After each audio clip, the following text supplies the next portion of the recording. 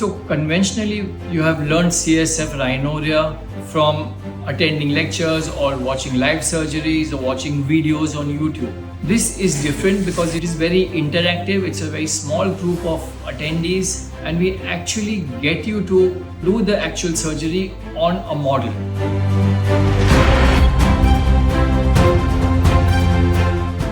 So the course on CSF rhinorrhea management at IMMAST is a one-day course that addresses the various aspects of CSF rhinorrhea.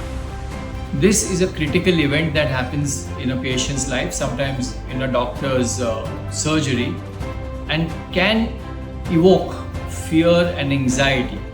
And hence it is important to understand the various aspects of CSF rhinorrhea. In this course, we plan to look at the etiology, factors that contribute to the formation or the start of a CSF leak and how best to avoid them, the diagnostics, how you would understand where the leak is coming from, again, what investigations you would do and localize the leak during scan. We will include a practical reading session on CT and MRI as part of this. We would then get you to the management of the CSF leak, which would include a simple overlay to a multi-layer reconstruction in more complex CSF rhinorrheas. And of course, we would end our lectures on complications and have an interactive session which can talk about other difficulties that you may face.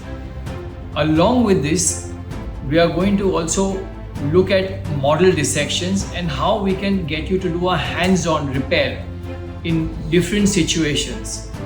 So we want to do a cribriform repair, a ethmoid fovea repair, and a sphenoid lateral repair, and try and get you to do different types of repairs in these three leak sites. This is a very different part of the training which has, I don't think, been done earlier, where we will actually simulate a CSF leak on the model and get you to close it. So all this we will have, of course, a faculty from across India to come and train you.